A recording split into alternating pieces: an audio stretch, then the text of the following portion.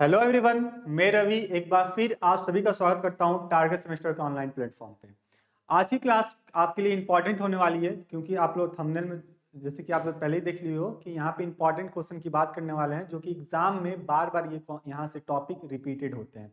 ठीक है, आज की क्लास में हम लोग क्वेश्चन को ना डिस्कस करते हुए हम लोग टॉपिक को डिस्कस करेंगे कि क्या ये टॉपिक जो हम लोग पढ़ रहे थे, चाहे एल्गी की बात कर लें, चाहे फंजाई की बात कर लें, ब्रायो की बात कर लें, टेडो की बात कर लें, है ना, इन जो आपका जो यूनिट है यहाँ से कौन कौन से ऐसे टॉपिक हैं जो कि आपके एग्जाम में बार बार पूछे जाते हैं, है ना, अल्टरनेट करके पूछे जाते हैं। एग्जामिनर का एक माइंड सेटअप हो कि इस बार से हम एल्गी से ये क्वेश्चन पूछे हैं, है ना, जैसे सपोज के लिए एल्गी क्लासिफिकेशन पूछ लिए हैं तो अगली बार हम एल्गी का इकोनॉमिक पूछेंगे। ये माइंड सेटअप एग्जामिनर का ऑलरेडी पहले से होता है। ठीक है, तो उसी माइंड सेटअप को ध्यान में रखते हुए आज आपके लिए हम टॉप टॉपिक लेकर आए हैं। जो टॉप टॉपिक का मतलब ये हो गया कि टॉप 25 या 23 टॉपिक होंगे आपके ऑलमोस्ट। ये जो अगर इतने टॉपिक पढ़ लोगे आप एग्जाम के पॉइंट ऑफ व्यू से, सेमेस्टर के पॉइंट ऑफ व्यू से, तो आपके सेमेस्टर में आपके बॉटनी के मतलब को जो एग्जाम है उसको टॉप करने से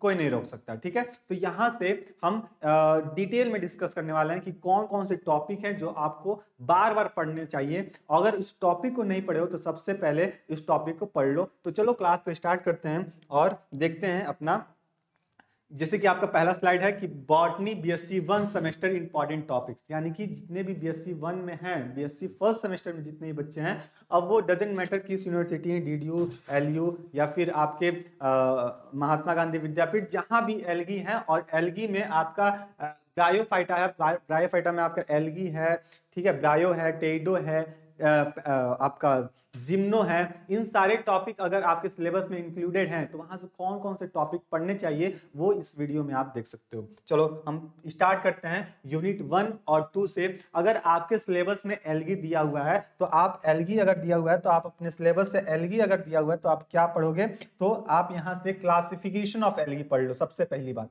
क्या पढ़ लोगे सर? क्लासिफिकेशन ऑफ एल्गी पढ़ लो, क्योंकि यहां से जो सहवाल का वर्गीकरण है ना, यहां से आपसे एग्जाम में क्वेश्चन देखने को मिलता है। चाहे वो फिशर की बात कर लें या फिर किसी भी साइंटिस्ट की बात कर लें, जहां पे क्लासिफिकेशन ऑफ एल्गी आपसे पूछा जाता है लॉन्ग क्वेश्चन में। अगर आपके यहाँ डिस्क्रिप्टिव नहीं होता है, एमसीक्यू के बेसिस पे होता है, तो एमसीक्यू में भी क्लासिफिकेशन ऑफ एल्गी से आपसे क्वेश्चन देखने को मिल जाते हैं अच्छे खासे। उनके थैलस से मिल जाते हैं, क्लोरोफिल से मिल जाते हैं, पिगमेंट से, रिजर्व फूड मटेरियल से, तमाम सारे ये सब आपके पास देखने को मिल जाएंगे। दूसरा अगर पढ़ लें सर, मोड ऑफ न्यूट्रिशन, यानी कि जो एल्गी है, सहवाल है, इसमें किस टाइप का मोड ऑफ न्यूट्रिशन होता है ना, पोषण लेने का जो प्रक्रिया होती है वो कैसे होती है, ऑटोट्रॉपिक होती हैं, तो ऑटोट्रॉपिक में भी कैसे कैसे होती हैं, ये सारा चीज कॉन्सेप्ट हम लोग थ्योरी वाले पोर्शन में पढ़े थे। यानी कि सहवाल में पोषण की जो तरीका होता है ना, पोषण लेने की जो तरीका होता है, ये भी क्या है आपके एग्जाम के पॉइंट ऑफ व्यू से इंपॉर्टेंट है। ये लॉन्ग में क्वेश्चन पूछे जाते हैं और अगर ऑब्जेक्टिव पूछा जाए तो यहां से 2 से 3 क्वेश्चन आपके एग्जाम में देखने को मिलते हैं। अगला बात कर लें, एल्गी से ही, एल्गी के रिस्पेक्ट में ही बात करेंगे कि रिप्रोडक्शन इन एल्गी, यानी कि जो सहवाल है उसमें प्रजनन कैसे होता है ना, प्रजनन की प्रक्रिया कैसे कैसे होती है। तो तमाम सारे ये फीचर्स आपको हम बताए थे कि एल्गी है तो वहां पे सेक्सुअल, एसेक्सुअल, बाइनरी फ्यूजन, ये तमाम सारे जो प्रोसेसेस होते थे, फ्रेगमेंटेशन वाला जो प्रोसेसेस होता था, ये सारी चीजें बातें आप पढ़ लोगे तो इस रिप्रोडक्शन इन एल्गी के बारे में आप अच्छे खासे नंबर यहां से गेन कर सकते हो। तो ये इंपॉर्टेंट है, सहवाल में प्रजनन, ये इंपॉर्टेंट है भैया। ठीक है, मोड ऑफ न्यूट्रिशन और रिप्रोडक्शन इन एल्गी, ये मोस्ट एंड मोस्ट इंपॉर्टेंट है। इस टॉपिक में भी मोस्ट इंपॉर्टेंट डबल स्टार लगा लीजिए, ये दोनों टॉपिक एल्गी के रिस्पेक्ट में। अगला देखो, टॉपिक नंबर 4 की बात कर लें कि इकोनॉमिक इंपॉर्टेंस, किसकी बात कर रहे हैं सर? इकोनॉमिक इंपॉर्टेंस की बात कर रहे हैं, आर्थिक महत्व की बात कर रहे हैं। और किसकी आर्थिक महत्व की बात कर रहे हैं सर? सहवाल की आर्थिक महत्व को देख रहे हैं। एल्गी की इकोनॉमिक इंपॉर्टेंस की बात कर रहे हैं, चाहे वो उसकी फूड सप्लायर की बात कर लें, चाहे किसी भी सीवेज ट्रीटमेंट की बात कर लें, ऑक्सीजन ज्यादा प्रोड्यूसर, चीफ प्रोड्यूसर ऑक्सीजन की बात कर लें, तमाम सारे यहां से हम लोग इकोनॉमिक इंपॉर्टेंस पढ़े हुए थे अपने थ्योरेटिकल वाले क्लासेस में, सारथी बैच में। अभी उसके बारे में बताएंगे कि आप लोग कहां से पढ़ सकते हो। ठीक है, चौथा अपना टॉपिक भी क्लियर हो गया कि सर अगर चौथा टॉपिक अगर एल्गी के बारे में बात किया जाए तो इकोनॉमिक इंपॉर्टेंस पढ़ लो एल्गी का, तो आपके लिए यहां से क्वेश्चन देखने को मिल जाएगा। सर इतनी बात तो हो गई, क्लासिफिकेशन की बात कर लिए, वर्गीकरण की बात कर लिए, न्यूट्रिशन की बात कर लिए, रिप्रोडक्शन की बात कर लिए। अब इसमें कौन कौन से मेंबर हैं, कौन कौन से सदस्य हैं सवाल के जो कि एग्जाम में आपको पूछा जाता है, अल्टरनेट करके पूछा जाता है। और एग्जामिनर का माइंड सेटअप यह है कि हम इसको इस मेंबर से पूछना है तो पूछना है। और उसमें से कौन कौन से मेंबर हैं, तो सबसे पहले या तो आपको नॉस्टॉक पूछा जाएगा मोस्ट इंपॉर्टेंट, या फिर आपको कोरेला के बारे में पूछ लिया जाएगा। दोनों में से कोई एक अल्टरनेट करके पूछा जाएगा, नॉस्टॉक या फिर कोरेला। तो जब भी ये पूछा जाए डिस्क्रिप्टिव के लिए, तो सबसे पहले आप नॉस्टॉक उठाते हो सपोज करो, तो आप वहां पे सिस्टमेटिक पोजीशन से स्टार्ट करोगे। सिस्टमेटिक पोजीशन इसका ये होता है, फिर उसकी इंट्रोडक्शन वाले पोर्शन को देखोगे, फिर थैलस कैसा होता है, न्यूट्रिशन कैसा होता है, रिप्रोडक्शन कैसा होता है, फिर तमाम सारी लाइफ साइकिल कैसे चलती है, फिर क्या इसकी इकोनॉमिक इंपॉर्टेंस है। ये तमाम सारी बातें आप यहाँ पे बता सकते हो अपने नॉस्टॉक वाले आंसर में, साथ ही साथ अपने कोरेला वाले पोर्शन में। ठीक है, अगर ऑब्जेक्टिव पूछा जाए तो यहां से भी आपको ऑब्जेक्टिव क्वेश्चन देखने को मिलता है। अच्छा, छठा टॉपिक की बात कर लें तो वॉल्वॉक्स है और दूसरा उडोगोनियम है। ये दो ऐसे टॉपिक है ना, वॉल्वॉक्स और उडोगोनियम, ये दोनों के दोनों टॉपिक इसी में आपका आ जाता है क्लेमाइडोमोनास, है ना। वॉल्वॉक्स, उडोगोनियम, क्लेमाइडोमोनास, यहीं पे नोट कर लीजिए। क्लेमाइडोमोनास का भी बात कर लीजिए कि जो क्लेमाइडोमोनास है ये भी यहाँ पे इंपॉर्टेंट रोल प्ले करता है, इंपॉर्टेंट वेटेज रखता है एग्जाम में क्वेश्चन अराइज करने का, चाहे डिस्क्रिप्टिव की बात कर लें या फिर एमसीक्यू की बात कर लें। तो बात को नोट करते हुए चलिएगा, ये सारी बातें को अपने कॉपी में एक नोट करते हुए चलिएगा। और वीडियो जैसे ही खत्म हो, तो अभी तक ये टॉपिक नहीं पढ़े हो तो सबसे पहले जाके ये सारे टॉपिक पढ़ लो। ठीक है, अच्छा, सातवां टॉपिक बात कर लें एल्गी के रिस्पेक्ट में कि हम कारा पढ़ लें, सरगासम पढ़ लें, एक्टोकार्पस पढ़ लें। क्या पढ़ लें सर? कारा पढ़ लें, सरगासम पढ़ लें, एक्टोकार्पस पढ़ लें। ये तीन जो मेंबर हैं, ये तीनों के तीनों इंपॉर्टेंट हैं। इस तीनों मेंबर्स में से किसी एक मेंबर के बारे में आपसे एग्जाम में पूछने को मिलता है। जैसे सपोज कीजिए आपसे कारा पूछेगा तो सरगासम और इक्विसिटम नहीं पूछेगा, इक्विसिटम टू एक्टोकार्पस पूछ लिया तो सरगासम और कारा नहीं पूछेगा। तो ये बात ध्यान रखना है। तो हमको तो एग्जाम में अच्छे नंबर लाना है, टॉप करना है, तो हमको ये टॉपिक, हमको बाकी अदर मेंबर को छोड़ दीजिए, ये मेंबर को पढ़ लीजिए तो आपके लिए सफिशिएंट होगा। कुछ लोग सोच रहे होंगे सर ये थ्योरी क्लास मिलेगी कहाँ? ठीक है, क्योंकि YouTube पे तो इतनी क्लासेस अवेलेबल नहीं है। तो आप लोग क्या करना है, मोबाइल ऐप को डाउनलोड करना है जिसका नाम है टारगेट गुरुकुल मोबाइल ऐप। जैसे ही मोबाइल ऐप को डाउनलोड करोगे, सेमेस्टर एग्जाम पे जाओगे, आपको सारथी बैच का इंटरफेस दिखने को मिलेगा। इस सारथी बैच में हम लोग कंप्लीट जूलॉजी और कंप्लीट बॉटनी और साथ ही साथ कंप्लीट केमिस्ट्री, है ना, अगर बायो ग्रुप से हो तो कंप्लीट तीनों पोर्शन आपको देखने को मिलेगा विद द बाइलैंग्वेज नोट्स के साथ, है ना, बाइलैंग्वेज नोट्स के साथ। जैसे कि अभी पीडीएफ आप लोग देख ही रहे थे बाइलैंग्वेज, उसी तरह आपको बाइलैंग्वेज नोट्स मिलेंगे। साथ ही साथ आपके प्रैक्टिस क्वेश्चन जितने भी हैं, है ना, जैसे कि अभी हम लोग प्रैक्टिस क्वेश्चन कर भी रहे थे, एमसीक्यू के बेसिस पे कर रहे थे, मॉडल पेपर देख रहे थे, तमाम सारी फैसिलिटी यहाँ पे भी आपको मिलेगी, एक्स्ट्रा ही मिलेगी। ठीक है, थ्योरी क्लासेस, थ्योरी क्वेश्चन है ना, थ्योरी क्वेश्चन मतलब डिस्क्रिप्टिव फॉर्म में आपके एग्जाम होते हैं तो वो भी देखने को मिलेगा। एमसीक्यू पैटर्न पे अगर आपके एग्जाम होते हैं तो वो भी क्वेश्चन देखने को मिलेगा। साथ ही साथ और मोस्ट इंपॉर्टेंट आपको पर्सनल मेंटरशिप मिलेगा। पर्सनल मेंटरशिप का मतलब ये, आपको किसी भी टॉपिक पे कोई भी डाउट है तो अपने पर्सनल टीचर से आप उसको इंटरेक्ट होकर उस अपने डाउट को क्लियर कर सकते हो। तो ये तमाम सारी फैसिलिटी आपको मिलने वाली है। प्राइस कितनी है सर? प्राइस है आपका 449। कितना सर? 449 प्राइस है। अगर इस पे कूपन कोड यूज करते हो आप लोग गुरुकुल 10, तो आपको 10% की डिस्काउंट तुरंत मिल जाएगा। और 10% का डिस्काउंट 449 पे मिलेगा, तो आपका ऑलमोस्ट 300-350 के नियर अबाउट आपका प्राइस पड़ जाएगा। ये जो कि अफोर्डेबल प्राइस है, ज्यादा कोई बड़ी वाली बात नहीं है। ठीक है, तो ये आपका सारथी बैच पे कंप्लीट जूलॉजी, कंप्लीट बॉटनी बाइलैंग्वेज के फॉर्म में आपको पढ़ाया गया है और साथ ही साथ आपको नोट्स भी प्रोवाइड किया गया है। तो आप वहां से जल्दी से जाइए और वहां से आप इसको कंप्लीट कर सकते हो। चलो, हम लोग यहां तक बात कर लिए थे, एल्गी की बात कर लिए थे। अब हम लोग अगला स्लाइड पे आते हैं, अगली स्लाइड पे आते हैं अपना यूनिट 3rd और 4th पे, है ना। एल्गी के बारे में अगर पूछा जाए कि सर कौन कौन से टॉपिक इंपॉर्टेंट है, तो ये तमाम सारे टॉपिक हैं जो कि आपके एग्जाम में बार बार सर्कुलेट होते रहते हैं। चलो, फंजाई की बात कर लेते हैं। फंजाई आपके सिलेबस में दिया हुआ है, तो देखिए न्यूट्रिशन इन फंजाई। जो फंजाई है उसमें पोषण कैसे होता है, यानी कि कवक में पोषण की प्रक्रिया कैसी होती है, क्या ऑटोट्रॉपिक होती है या हेट्रोट्रॉपिक होती है। जैसे कि हम ऑलरेडी बात किए थे सर, ये हेट्रोट्रॉपिक होती है और इसमें सेप्रोफिटिक, डिकम्पोजर, है ना, पैरासाइट, तमाम सारे फैसिलिटी यहाँ पे इन्वॉल्व होते हैं न्यूट्रिशन को ऑब्टेन करने के लिए। ये बात क्लियर है। अगला बात कर लें सर इसकी इकोनॉमिक इंपॉर्टेंस। इसकी इकोनॉमिक इंपॉर्टेंस भी एग्जाम एग्जाम के पॉइंट ऑफ व्यू से अच्छे खासे नंबर वेटेज रखते हैं, एमसीक्यू में भी, और हो सकता है आपके डिस्क्रिप्टिव में इस साल के एग्जाम में आपसे पूछा जाए। ये एल्गी का इकोनॉमिक इंपॉर्टेंस और फंजाई का इकोनॉमिक इंपॉर्टेंस, दोनों में से कोई एक पूछ सकता है आपका। फिर आप लाइकेन के बारे में पढ़ लो, है ना, सिम्बायोटिक रिलेशनशिप होता है फंजाई और एल्गी के बीच में, ये आपको पता ही है ऑलरेडी। फिर आप राइजोपस के बारे में पढ़ लो, फिर आप सार्कोमाइसिस या फिर पेनिसिलियम के बारे में पढ़ लो। इसके सार्कोमाइसिस और पेनिसिलियम मोस्ट इंपॉर्टेंट है। कभी कभी देखा गया दोनों एक साथ पूछे जा सकते हैं, पूछ लिए जाते हैं, कभी कभी अल्टरनेट करके पूछे जाते हैं। जैसे इस साल पेनिसिलियम पूछ लिया गया तो अगले साल आपका सैक्रोमाइसिस पे क्वेश्चन पूछा जाएगा, है ना। तो ये दोनों इक्वल वेटेज रखते हैं अपने एग्जाम के पॉइंट ऑफ व्यू से। फिर आप पक्सिनिया की बात कर लो, एग्रीकस की बात कर लो, तो पक्सिनिया यहाँ पे ज्यादा वेटेज रखता है अपना एग्रीकस से। अब एग्जामिनर का माइंड सेटअप हो सकता है एग्रीकस और आपका क्या है अल्टरनेरिया, इन दोनों में से पक्सिनिया आपसे पूछ लेता है। तो पक्सिनिया जो रस्ट वाला होता है ना, white rust, wheat rust, red rust, ये सब जो है पक्सिनिया से यहाँ से आप पढ़ लोगे। फिर आपका अल्टरनेरिया भी पूछे जाते हैं, तो ये भी इंपॉर्टेंट है। तो फंजाई से आप 60 टॉपिक याद करके रखोगे। क्या कि न्यूट्रिशन इन फंजाई, है ना, economic importance of fungi, lichen के बारे में पढ़ के रखोगे, राइजोपस क्या होता है, इसके में कैसे कैसे क्या कैरेक्टर देखने को मिलता है, पेनिसिलियम पढ़ के रखोगे, पक्सिनिया पढ़ के रखोगे और अल्टरनेरिया पढ़ के रखोगे।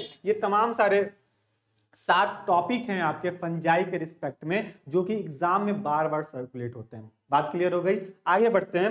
क्या क्या और पढ़ना होगा सर हमको? अगर 4th और 5th यूनिट की बात कर लें, यानी कि इसमें ब्रायोफाइटा आता है। क्या आता है सर? ब्रायोफाइटा आता है। तो ब्रायोफाइटा में हम क्या क्या पढ़ सकते हैं? तो सबसे पहले ब्रायोफाइटा का range of thallus organisation bryophyta के बारे में पढ़ेंगे। ये कंप्लीट थ्योरी क्लासेस हम लोग अपने ये सारथी बैच में कवर किए हुए हैं, ठीक है, बाइलिंगुअल में। फिर बता दें, ये बाइलिंगुअल में दोनों के दोनों कवर किया गया है, ठीक है। चलो, रेंज ऑफ थैलस पढ़ लो, साथ ही साथ आप एनाटॉमी पढ़ लो। किसका?